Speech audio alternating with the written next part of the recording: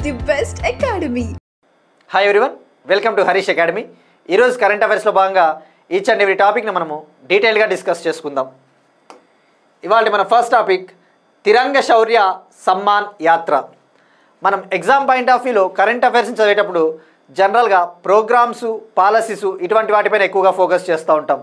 But at the same time కొన్ని initiatives, ముఖ్యంగా ఇటువంటి నేషన్ వైడ్ క్యాంపెయిన్స్ కావచ్చు, లేదంటే ముఖ్యంగా కొన్ని ఇండియన్ ఆర్మ్డ్ ఫోర్సెస్ దేశవ్యాప్తంగా లేదంటే ప్రపంచవ్యాప్తంగా ఉన్న కొన్ని మౌంటైన్స్ని ఎక్కుతూ ఉంటారు. అటువంటివి తప్పకుండా ఎగ్జామ్ పాయింట్ ఆఫ్ వ్యూలో ఫోకస్ చేయాలి. డైరెక్ట్గా వాడు స్టాటిక్ పాయింట్ ఆఫ్ వ్యూలో అడుగుతాడు వన్ లైనర్గా. సో తిరంగ శౌర్య సమ్మాన్ యాత్ర మనం ప్రీవియస్ క్లాసెస్లో కూడా డిస్కస్ చేసుకున్నాం. ఇటువంటిది ఒక initiative. Central industrial security force ఏర్పాటై 56 ఏళ్ళు పూర్తయిన సందర్భంగా భారతదేశంలోని తీర ప్రాంతాలను, ముఖ్యంగా ఈస్ట్ మరియు వెస్ట్న ఉన్న కోస్టల్ స్టేట్స్లో పొల్యూషన్ని నివారించడానికి, సముద్ర ప్రాంతాల్లో అవగాహన పెంపొందించడానికి CISF great India coastal cyclothon అనే ఒక సైక్లింగ్ డ్రైవ్ని తీసుకొని వచ్చింది, లాంచ్ చేసింది. సో అటువంటిదే తిరంగ శౌర్య సమ్మాన్ యాత్ర. అయితే దాని ఉద్దేశము పొల్యూషన్ని ప్రివెంట్ చేయడము, పర్యావరణాన్ని కాపాడము. ఇక్కడ తిరంగ శౌర్య సమ్మాన్ యాత్ర ముఖ్య ఉద్దేశము ఆపరేషన్ సింధూర్ ఘన విజయం సాధించిన సందర్భంగా భారతీయ ప్రజల్లో దేశభక్తి పట్ల ఇంట్రెస్ట్ని పెంపొందించడము, అలానే ఇండియన్ ఆర్మ్డ్ ఫోర్సెస్ యొక్క సాహసాలను ప్రజలందరికీ చేరవేయడము, మన ఇండియన్ ఆర్మ్డ్ ఫోర్సెస్ని గౌరవించేందుకు ఇది లాంచ్ చేశారు నేషన్ వైడ్గా. ఇది భారతదేశంలోని వివిధ రాష్ట్రాలలో, ముఖ్యంగా బీజేపీ పరిపాలిత ప్రాంతాల్లో లాంచ్ చేయడం జరిగింది. ఇది కంట్రీ మొత్తం కొనసాగబోతూ ఉంది. ఇది 11 రోజుల పాటు కొనసాగబోతూ ఉంది. మే 14న మొదలయ్యింది. ఇందులో భాగంగా ప్రజలందరూ పాల్గొని ఇలా మన జెండాలను చేతబట్టి, ఫ్లయింగ్ కలర్స్, మన తిరంగ జెండాను చేతబట్టి దేశవ్యాప్తంగా ప్రచారం చేస్తారు దేశభక్తిని పెంపొందించడానికి. ఇందులో ఢిల్లీ చీఫ్ మినిస్టర్ రేఖా గుప్తా గారు, యూపీ సీఎం యోగి ఆదిత్యనాథ్ గారు, ఉత్తరాఖండ్ సీఎం పుష్కర్ సింగ్ ధామీ గారు, ఇటువంటి వాళ్ళందరూ కూడా పాల్గొంటూ ఉన్నారు. ఇటువంటి ఇనిషియేటివ్స్కి ఒక ప్రాముఖ్యత కూడా ఉంది. మనకి ఫండమెంటల్ డ్యూటీస్ చదివేటప్పుడు మన ప్రాథమిక విధి ఒకటి ఉంటుంది. జాతీయ భావాలను కలిగి ఉండాలి, దేశభక్తిని కలిగి ఉండాలి, దేశం కోసం మనం అవసరమైనప్పుడు మన సేవలు అందించాలని చెప్పేసి ఒక ఫండమెంటల్ డ్యూటీ ఉంటుంది. సో అటువంటి లక్ష్యాలను సాధించడానికి తిరంగ శౌర్య సమ్మాన్ యాత్ర ఉపయోగపడుతుందని చెప్పవచ్చు. దీనినే తిరంగ యాత్ర అని కూడా పిలుస్తారు. నెక్స్ట్ వన్, ఇంటర్నేషనల్ రిలేషన్స్కి సంబంధించి మనము ఇటీవల అబ్జర్వ్ చేస్తే ఇంటర్నేషనల్ రిలేషన్స్కి సంబంధించి చాలా ఇష్యూస్ తెలుసుకుంటా ఉన్నాం. దానికి ముఖ్య కారణము అబ్జర్వ్ చేస్తే తెలంగాణ గ్రూప్ 2 కావచ్చు, లేదంటే ఏ ఎగ్జామ్లో అయినా కూడా సిలబస్లో ఒక టాపిక్ ఉంటుంది, international events and international relations, అనగా అంతర్జాతీయ సంఘటనలు, అంతర్జాతీయ సంబంధాలు, ప్రపంచవ్యాప్తంగా జరుగుతూ ఉన్న ఇనిషియేటివ్స్ని మనం తెలుసుకోవాలి. అందులో భాగంగా నెక్స్ట్ మన టాపిక్ వచ్చేసి చైనాకు చెందిన బెల్ట్ అండ్ రోడ్ ఇనిషియేటివ్లో లాటిన్ అమెరికా దేశము కొలంబియా జాయిన్ అయింది. ఇక్కడ చైనాకు చెందిన బెల్ట్ అండ్ రోడ్ ఇనిషియేటివ్ అంటే ఏందో తెలుసుకోవాలి. ముందుగా చైనా వాళ్ళు 2013లో ఒక ప్రోగ్రామ్ని తీసుకొని వచ్చారు. ప్రపంచవ్యాప్తంగా ఒక ఎకనామిక్ పవర్ హౌస్గా, ఒక ఆర్థిక శక్తిగా ఎదగడానికి ప్రపంచంలోని అన్ని దేశాలతో, ముఖ్యంగా south east Asia, Africa, Eurasia, Europe, north America, south America దేశాలకి ల్యాండ్ మార్గం ద్వారా, రోడ్డు మార్గం ద్వారా కనెక్టివిటీని ఏర్పాటు చేయాలి. అలానే సముద్ర మార్గం ద్వారా పోర్ట్లను ఉపయోగించుకొని కనెక్టివిటీని పెంచుకోవాలి. తద్వారా వీళ్ళు ఎకనామిక్ పవర్ హౌస్గా ఎదగాలని చెప్పేసి లాంచ్ చేశారు 2013లో. ఇందులో ఇప్పుడు కొలంబియా దేశం జాయిన్ అయ్యింది. అయితే ఇక్కడ మనం ఫోకస్ చేయాల్సింది, ఇక్కడ 2 పాయింట్స్ ఉంటాయి. బెల్ట్ అంటే సముద్ర మార్గం ద్వారా, ఇట్లా అబ్జర్వ్ చేస్తే ఇలా అన్ని దేశాలకి కనెక్షన్ ఉంటుంది. వీళ్ళు రోడ్డు మార్గం ద్వారా Asia to Europe to north America, ఇట్లా జర్మనీ, మాస్కో వరకు ఇది కనెక్షన్ ఉంటుంది ఈ ప్రాజెక్ట్ ద్వారా. ఈ ప్రాజెక్ట్లో సుమారుగా 146 నుంచి 150 దేశాలు ఉన్నాయి. యాజ్ ఆఫ్ నౌ 2025 మే నాటికి 146 నుంచి 150 దేశాలు ఉన్నాయి. ఇందులో ఇప్పుడు కొలంబియా ఫార్మల్గా జాయిన్ అయింది. ఇక కొలంబియా క్యాపిటల్ వచ్చేసి బోగోటా. అయితే మనం ఎగ్జామ్లో ఎలా అడుగుతాడంటే ఇటీవల చైనా బెల్ట్ అండ్ రోడ్ ప్రోగ్రాంలో జాయిన్ అయిన కంట్రీ ఏది అంటే కొలంబియా. మనం చూస్తూ ఉన్నాం యునెస్కోలో ఇటీవల United Nations educational scientific and cultural organisation నుంచి నికర్గువా అనే దేశం కూడా బయటకు వచ్చింది. సో ఏ కంట్రీ జాయిన్ అవుతా ఉంది, ఏ కంట్రీ బయటకు వస్తూ ఉందో ఇలాంటివి తెలుసుకోవాలి. ఇక లాటిన్ అమెరికాలో ఈ China belt and road initiative నుంచి ఇటీవల వైదొలిగిన దేశము మార్చ్ 2025లో పనామా అనే లాటిన్ దేశం, సేమ్ అదే లాటిన్ ఖండానికి చెందిన పనామా అనే దేశము వైదొలిగింది. ఇది బెల్ట్ అండ్ రోడ్ ఇనిషియేటివ్లో జాయిన్ అయిన తొలి లాటిన్ అమెరికా దేశము. అలానే లాటిన్ అమెరికా నుంచి బీఆర్ఐ నుంచి బయటకు వచ్చిన దేశం కూడా తొలి దేశం కూడా పనామానే. సో ఇది బెల్ట్ అండ్ రోడ్ ఇనిషియేటివ్కి సంబంధించి. ఇక భారతదేశము ఇందులో మెంబర్ కాదు, మనం ఇందులో చేరలేదు, ఎందుకంటే మనకి చైనా రైవల్ కాబట్టి. ఇక అలానే అబ్జర్వ్ చేస్తే పాకిస్తాన్లో గ్వాదర్ పోర్ట్ అని ఉంటుంది, మనం డిస్కస్ చేసుకున్నాం. బలూచిస్తాన్ ప్రాంతంలో గ్వాదర్ పోర్ట్ ఉంది. ఆ గ్వాదర్ పోర్ట్ని కలుపుతూ ఈ China's belt and road initiative extend అవుతుంది. దాన్నే సిపెక్ ఎకనామిక్ కారిడార్ అంటారు, China Pakistan economic corridor. So ఇది బెల్ట్ అండ్ రోడ్ ప్రోగ్రామ్కి సంబంధించి. ఇక అబ్జర్వ్ చేస్తే కొలంబియా ఇక్కడ ఉంటుంది, లాటిన్ అమెరికా కంట్రీ. ఇక మరి ఎందుకు చైనా ఈ దేశాలతో ఎందుకు కనెక్టివిటీ పెంచుకుంటా ఉంది అంటే, ట్రంప్ అడ్మినిస్ట్రేషన్ వచ్చిన తర్వాత లాటిన్ అమెరికా దేశాలను అడుగుతూ ఉన్నాడు, మీరు చైనా వైపు ఉంటారా లేదంటే మా సైడ్ ఉంటారా అని చెప్పేసి.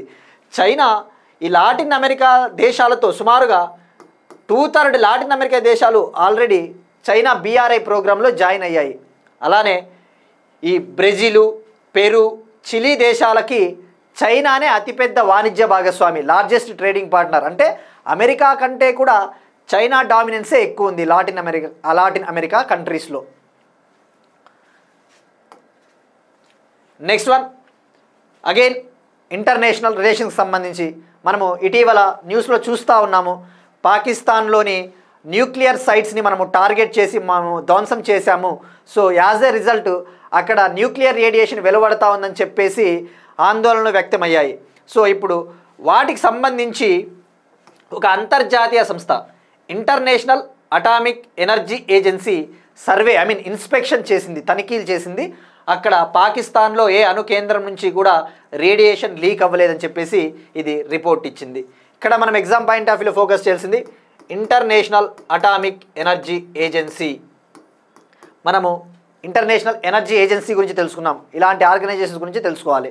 ఇంటర్నేషనల్ అటామిక్ ఎనర్జీ ఏజెన్సీ అనేది యునైటెడ్ నేషన్స్లో ఒక భాగం అని చెప్పవచ్చు, యుఎన్ ఫ్యామిలీలో అంతర్భాగము. దీని ముఖ్య ఉద్దేశము ప్రపంచవ్యాప్తంగా న్యూక్లియర్ టెక్నాలజీలని శాంతియుతంగా పీస్ఫుల్గా వాడుకోవాలి, కానీ యుద్ధాల కోసము మిలిటరీ టెక్నాలజీస్ కోసము న్యూక్లియర్ టెక్నాలజీని వాడకూడదని చెప్పేసి ఇది చెప్తుంది ఐఏఈఏ. ఇది 1957లో ఏర్పాటైంది. దీని హెడ్ క్వార్టర్సు ఆస్ట్రియా దేశంలోని వియన్నా. ఇందులో యాజ్ ఆఫ్ నౌ 2024 ఎండ్ నాటికి సుమారుగా 180 దేశాలు సభ్యత్వం కలిగి ఉన్నాయి.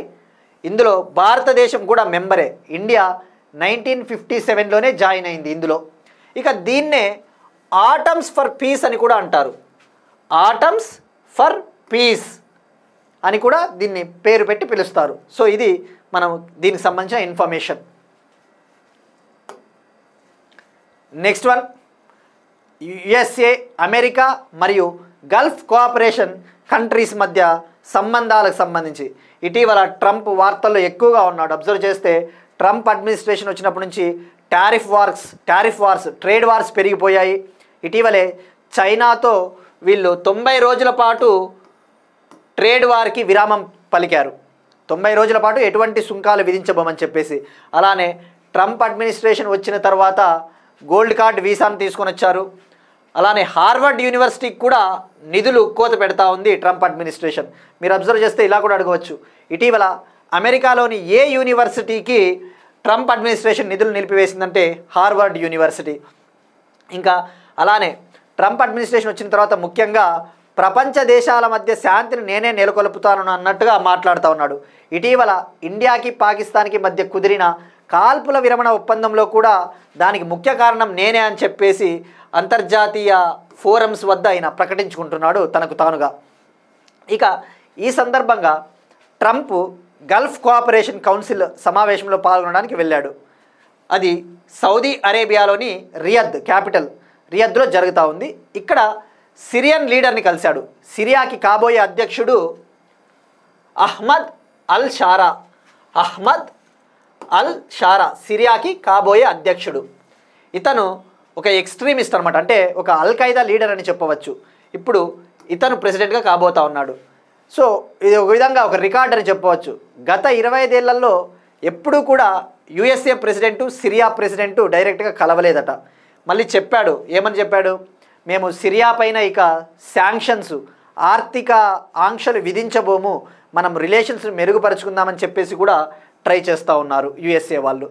ఇంకా అలానే సిరియాని అడిగాడు, ఇజ్రాయెల్తో మీరు సంబంధాలని పునరుద్ధరించుకోండి. మనం చూస్తూ ఉన్నాం ఇజ్రాయెల్ గాజా క్రైసిస్కి సంబంధించి. ఇజ్రాయెల్తో సంబంధాలను పునరుద్ధరించుకోవడానికి 2020లో ట్రంప్ ప్రభుత్వం వచ్చిన తర్వాత అబ్రహం ఒప్పందాలని చెప్పేసి తీసుకొని వచ్చారు. ఈ పదం చాలా ఇంపార్టెంట్ మనకు ఎగ్జామ్లో. 2020లో ఇజ్రాయెల్కి మరియు 7 అరబ్ దేశాలు అందులో United Arab Emirates, Bahrain, Morocco లాంటి 7 అరబ్ దేశాల మధ్య ఒక శాంతి ఒప్పందాన్ని తీసుకొని వచ్చింది ట్రంప్ ప్రభుత్వం అనమాట. ఇందులో మీరు జాయిన్ అవ్వండి, సిరియాని ఇందులో జాయిన్ అవ్వాల్సిందిగా కోరాడు ట్రంప్. సో ఇవన్నీ కూడా పీస్ ఎఫర్ట్స్ అని చెప్పవచ్చు. ఇక మనం డిస్కస్ చేసుకున్నాం, సిరియా అంటే అలవైట్ కమ్యూనిటీ పైన జరుగుతూ ఉన్న దాడులు. మాజీ president Bashar al Assad Alawite కమ్యూనిటీకి చెందినవాడని చెప్పేసి కూడా మనము ప్రీవియస్ క్లాసెస్లో డిస్కస్ చేసుకున్నాం.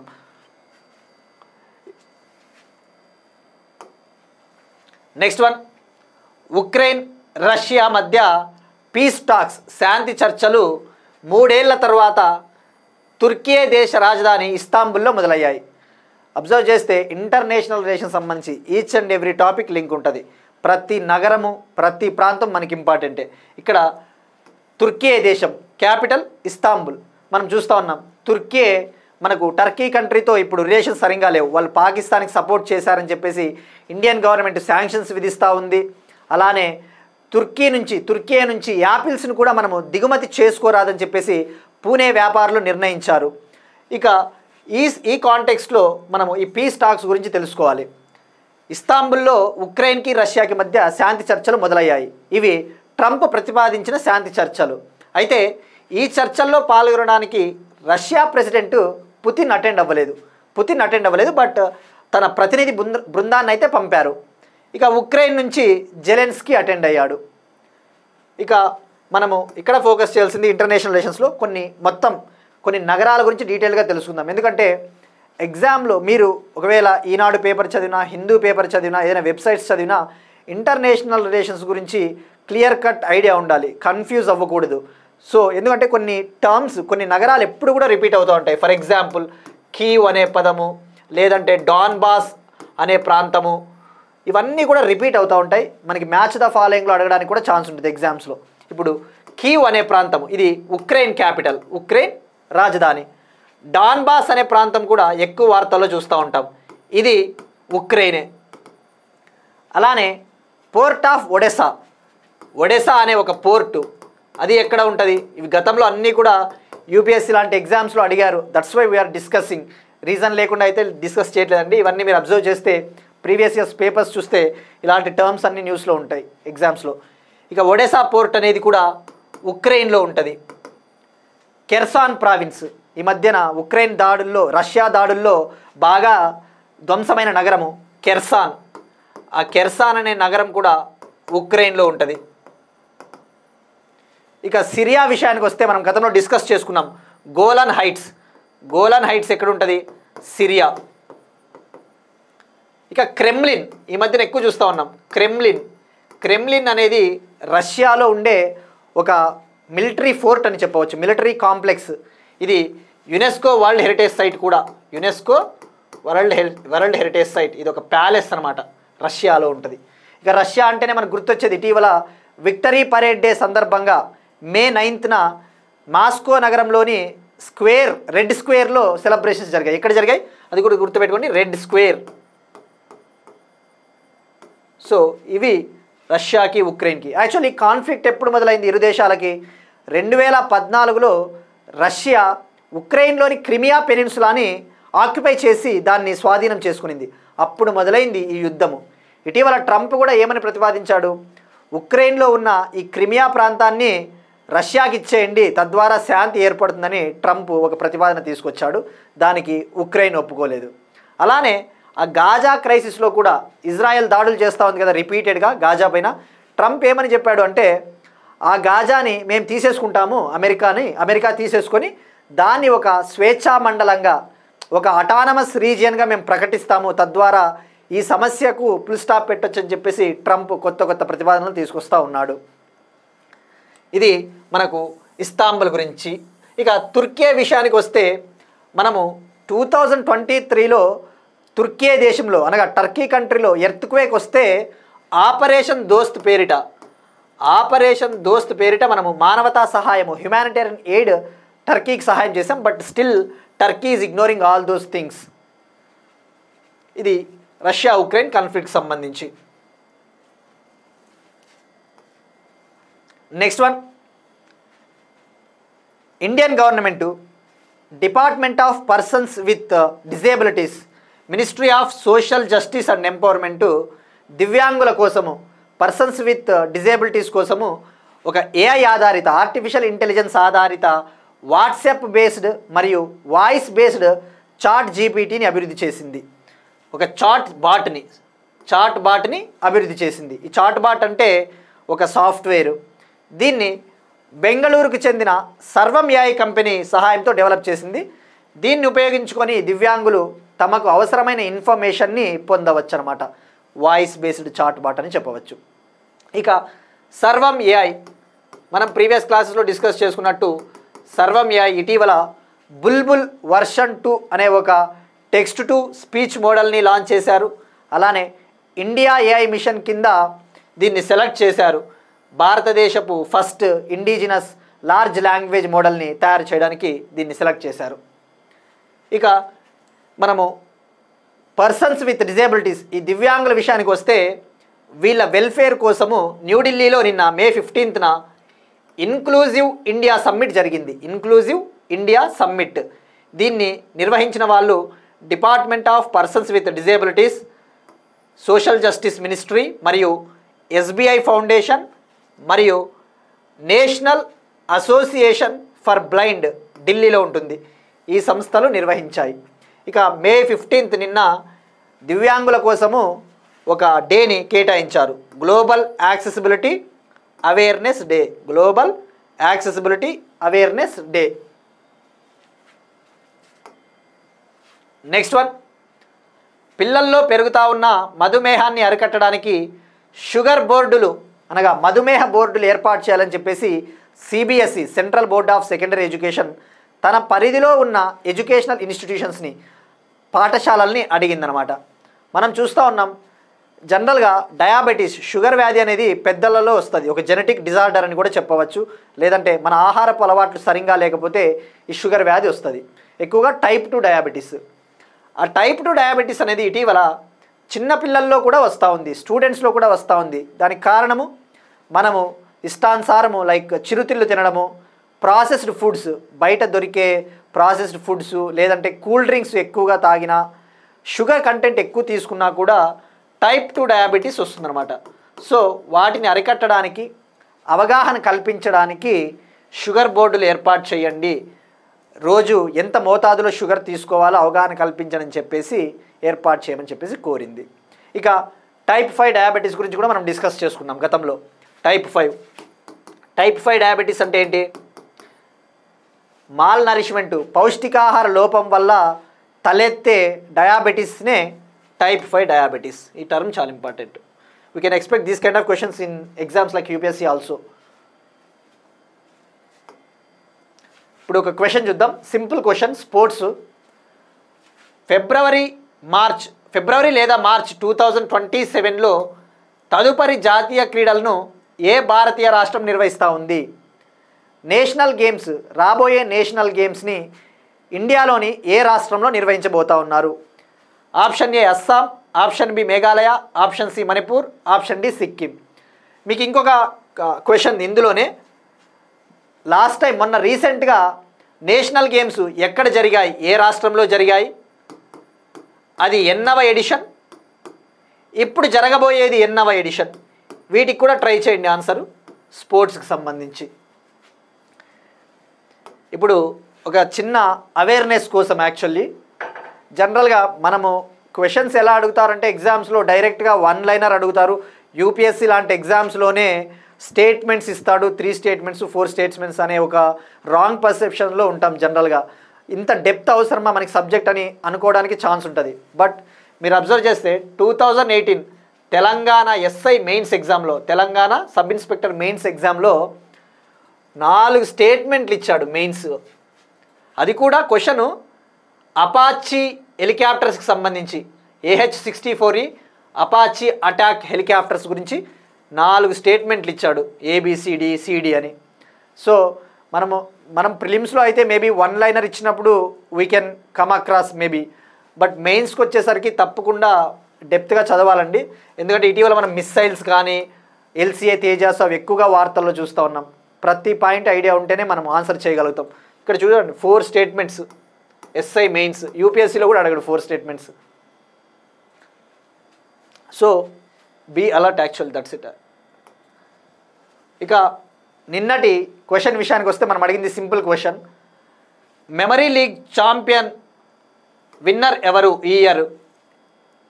పుదుచ్చేరికి చెందిన 20 ఏళ్ల విశ్వరాజ్ కుమార్ అనే అబ్బాయి గెలుపొందాడు. అది వర్చువల్గా జరిగిన ఆన్లైన్ కాంపిటీషను. ఆ అబ్బాయి 80 డిజిట్స్ని, ర్యాండమ్ 80 డిజిట్స్ని కేవలం 13.5 సెకండ్స్లో రీకాల్ చేసుకున్నాడు, గుర్తు చేసుకున్నాడు. అలానే 30 ఇమేజెస్ని కేవలం 8.4 సెకండ్స్లో రీకాల్ చేసుకున్నాడు. సో విశ్వరాజ్ కుమార్.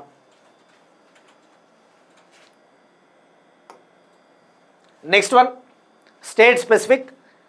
హైదరాబాద్కు చెందిన బిట్స్ పిలానీ శాస్త్రవేత్తలు రక్త రుగ్మతలకు మొక్కల ఆధారిత నివారణను అభివృద్ధి చేశారు. లైక్ బ్లడ్ డిజార్డర్స్ ఉంటాయి కదా, తలస్సేమియా, సికిల్ సెల్ అనీమియా, ఇటీవల మనం ఎక్కువ చూస్తూ ఉన్నాం. వాటిని ప్రివెంట్ చేయడం కోసము బిట్స్ పిలానీ శాస్త్రవేత్తలు ఒక ప్లాంట్ బేస్డ్ మొక్కల ఆధారిత డ్రగ్ని కనుగొన్నారు. జనరల్గా సికిల్ సెల్ అనీమియా, తలస్సేమియా ఇవేంటంటే జెనెటిక్ డిజార్డర్స్. ఇవి వచ్చినప్పుడు ఏమవుతుందంటే బాడీలో ఐరన్ ఎక్కువ అయిపోతుంది, ఐరన్ ఓవర్లోడ్ అయిపోతుంది. ఆ ఐరన్ ఓవర్లోడ్ అయినప్పుడు మన బాడీలో దాన్ని కనుక ట్రీట్ చేయలేదనుకో సకాలంలో, మన బాడీలో ఉన్న లివర్ని, హార్ట్ని మొత్తం దెబ్బతీసి మనం చనిపోయే పరిస్థితి వస్తుందన్నమాట. సో వీళ్ళు తయారు చేసిన ఈ యొక్క డ్రగ్ ద్వారా ముందుగానే మన బాడీలో ఎవరైతే తలస్సేమియా, సికిల్ సెల్తో బాధపడుతూ ఉన్నారో వాళ్ళ శరీరాల్లో ఉన్న అధిక ఐరన్ని తొలగించవచ్చు అన్నమాట. సో డైరెక్ట్గా ఎవరు అభివృద్ధి చేశారంటే వీళ్ళు, బిట్స్ పిలానీ, హైదరాబాద్. ఇక తలస్సేమియా పేషెంట్స్ విషయానికి వస్తే ఇండియాలో సుమారుగా 1 lakh తలస్సేమియా పేషెంట్స్ ఉన్నారట, 1 lakh.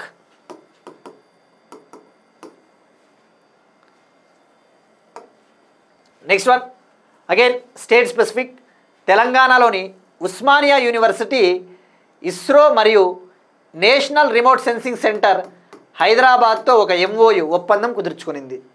ఈ ఒప్పందం ముఖ్య ఉద్దేశము ఉస్మానియా యూనివర్సిటీలోని అండర్ గ్రాడ్యుయేషన్ మరియు పోస్ట్ గ్రాడ్యుయేషన్ కోర్సెస్లో స్పేస్ టెక్నాలజీకి సంబంధించి పరిశోధనలను వేగవంతం చేయడము, స్పేస్ సెక్టార్ని అభివృద్ధి చేయడం కోసము ఉస్మానియా యూనివర్సిటీ MOU కుదుర్చుకునింది. ఇది 5 year అగ్రిమెంట్, 5 ఏళ్ల పాటు ఇది అమల్లో ఉంటుంది. ఇక ఉస్మానియా యూనివర్సిటీ అంటే ఇటీవల మరో రీజన్ చేత కూడా వార్తల్లో ఉంది. అది వచ్చేసి ఉస్మానియా యూనివర్సిటీకి చెందిన మైక్రోబయాలజీ డిపార్ట్మెంట్, ఉస్మానియా యూనివర్సిటీకి చెందిన మైక్రోబయాలజీ డిపార్ట్మెంట్ వాళ్ళు ఒక కిట్ని అభివృద్ధి చేశారు.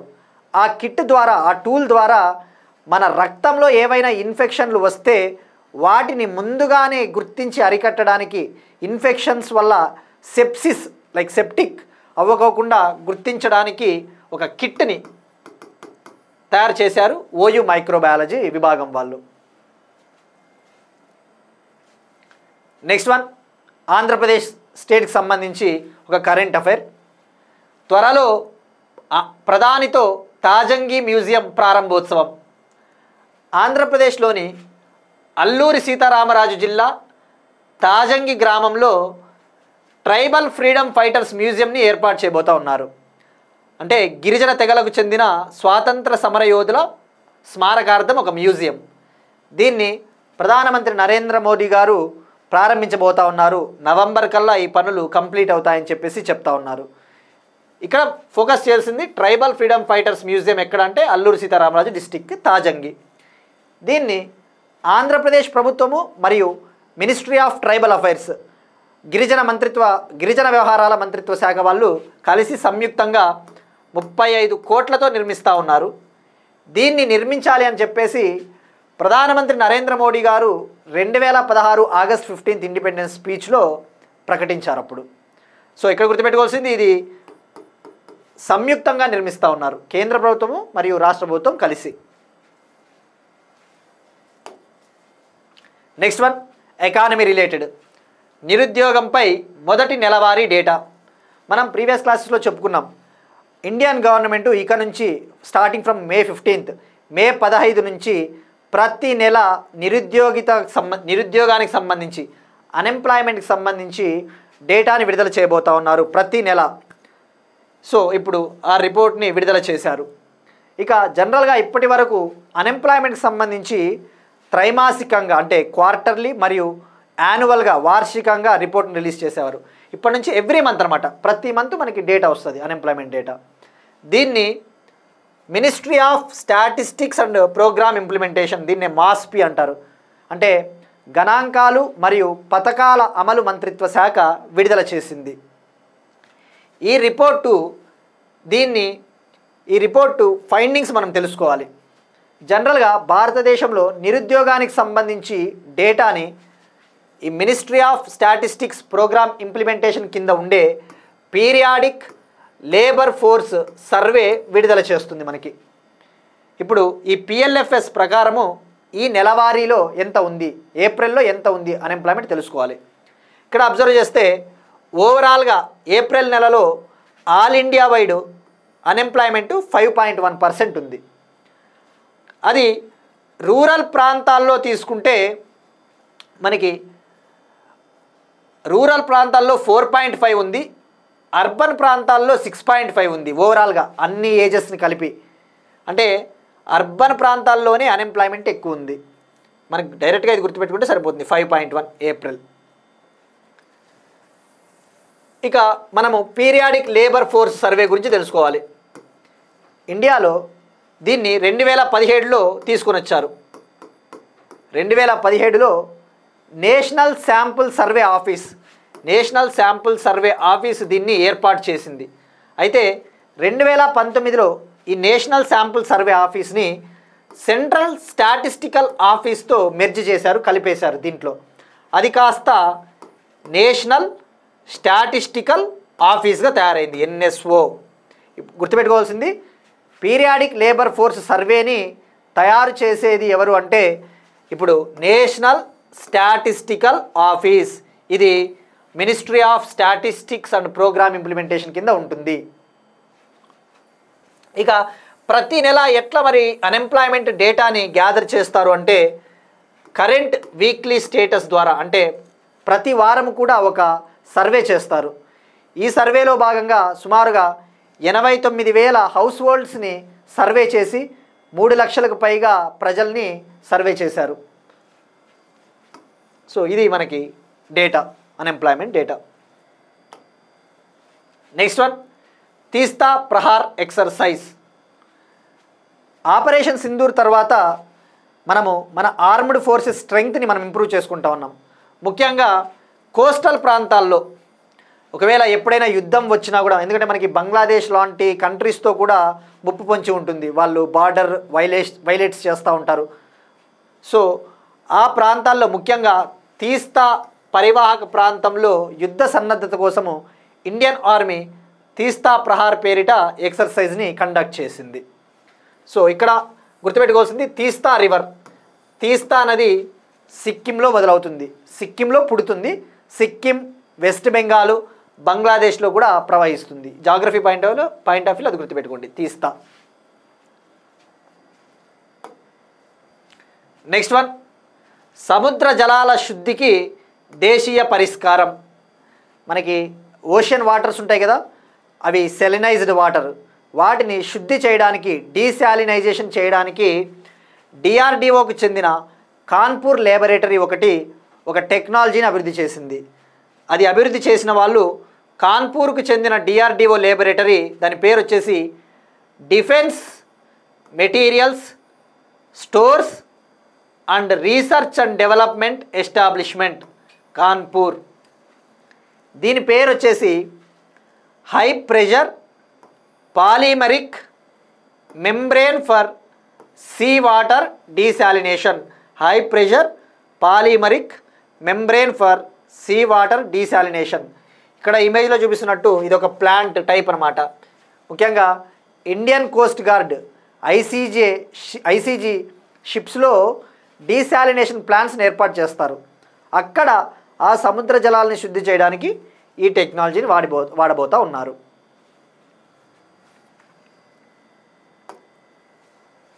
నెక్స్ట్ వన్, స్పోర్ట్స్కి సంబంధించి మనం already Khelo India youth games గురించి డీటెయిల్డ్గా ప్రీవియస్ క్లాసెస్లో తెలుసుకున్నాం. ఇవి బీహార్ మరియు కొన్ని స్పోర్ట్స్ ఢిల్లీలో జరగబోతూ ఉన్నాయి. అందులో భాగంగా 28 స్పోర్ట్స్ ఓవరాల్గా, అందులో 27 స్పోర్ట్స్ మెయిన్ స్పోర్ట్స్, ఒక స్పోర్ట్ మాత్రము ఈ స్పోర్ట్స్ అంటే వీడియో గేమ్స్, ఈ బైకింగ్ రేసు అటువంటివి, వీటిని జస్ట్ కేవలం ప్రదర్శనగా నిర్వహించారు. ఓవరాల్గా 28 కానీ మెయిన్ అయితే 27 అని మనం డిస్కస్ చేసుకున్నాం. సో అందులో భాగంగా ఏ రాష్ట్రం టాప్ వచ్చిందో తెలుసుకోవాలి. అవి ముగిశాయి నిన్నటితో, మే 15తో, మే 4న మొదలై మే 15తో మొదలయ్యాయి, మే 15తో ఎండ్ అయ్యాయి. ఇప్పుడు టాప్ వచ్చేసి మహారాష్ట్ర ఓవరాల్గా 158 మెడల్స్ని గెలుపొందింది. అందులో అత్యధికంగా 58 గోల్డ్, 47 సిల్వర్, 53 బ్రాంజ్. ఇక సెకండ్ ప్లేస్లో హర్యానా ఓవరాల్గా 117 మెడల్స్ గెలుపొందింది. అందులో 39 gold, 27 silver, 51 bronze. Rajasthan third place, 24 gold, 12 silver, 24 bronze, ఓవరాల్గా 60 medals. Fourth Karnataka, 17 gold, 26 silver, 15 bronze, ఓవరాల్గా 58 medals. Fifth Delhi, 16 gold, 20 silver, 32 bronze, ఓవరాల్గా 68 మెడల్స్. ఎప్పుడైనా గోల్డ్ ఆధారంగానే లెక్కిస్తారు ఏ స్టేట్ టాప్లో ఉందని చెప్పేసి. ఎగ్జామ్లో కేర్ఫుల్గా ఉండాలి. స్టేట్మెంట్స్ ఇస్తాడు పథకాల వారీగా, ఓవరాల్గా పథకాల వారీగా ఏ రాష్ట్రం టాప్లో ఉంది, లేదంటే గోల్డ్ మెడల్స్ ఆధారంగా ఏ స్టేట్ టాప్లో ఉందో కూడా ఐడియా ఉండాలి. ఇక ఇంపార్టెంట్ డేస్, వార్తల్లో ముఖ్యమైన దినోత్సవాలు. National dengue day. Dengue fever ఇది భారతదేశాన్ని, ముఖ్యంగా ట్రోపికల్ కంట్రీస్, ఉష్ణమండల దేశాలను బాధిస్తూ ఉన్న తీవ్రమైన సమస్య అని చెప్పవచ్చు. ఎందుకంటే ఇది ముఖ్యంగా వర్షాకాలంలో ఎక్కువగా దోమలు ఎక్కువ అవడం వల్ల ఈ వ్యాధి, ఈ ఫీవర్ వస్తుంది. ఇది ఎయిడిస్ ఈజిప్టి అనే ఒక ఆడదోమ, ఫిమేల్ మస్కిటో కుట్టడం వల్ల ఈ డెంగ్యూ ఫీవర్ వస్తుంది. ఇప్పటి వరకు దీనికి ఒక వ్యాక్సిన్ అయితే లేదు. దీన్ని ట్రీట్ చేయాలి అంటే జస్ట్ ప్రివెన్షన్, లేదంటే క్యూరింగ్ అనమాట. ఏదైనా మంచి హెల్తీ ఫుడ్ తీసుకుంటే తగ్గుతుంది. ఇవాళ 16th మే నేషనల్ డెంగ్యూ డే. థీమ్ వచ్చేసి act early, stop dengue, clean environment, healthy life. ఇక మనం ఇటీవల డిస్కస్ చేసుకున్నాం డెంగ్యూకి సంబంధించి. జపాన్కు చెందిన తకెడా కంపెనీ క్యూడెంగా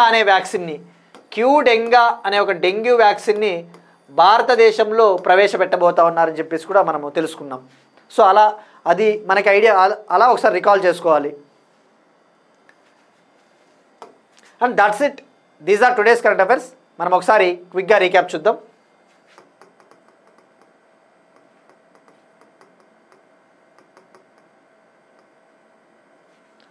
తిరంగ శౌర్య సమ్మాన్ యాత్ర,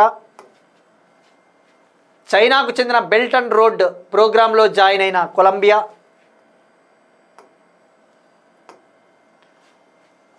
nuclear watchdog, International Atomic Energy Agency, USA మరియు గల్ఫ్ కోఆపరేషన్ కౌన్సిల్ సంబంధాలు, ఉక్రెయిన్ రష్యా శాంతి చర్చలు, డిజేబుల్డ్ పర్సన్స్ కోసం ఏఐ ఆధారిత చాట్బాట్, పిల్లల్లో పెరుగుతున్న మధుమేహాన్ని అరికట్టడానికి షుగర్ బోర్డులు ఏర్పాటు చేయాలన్న సిబిఎస్ఈ,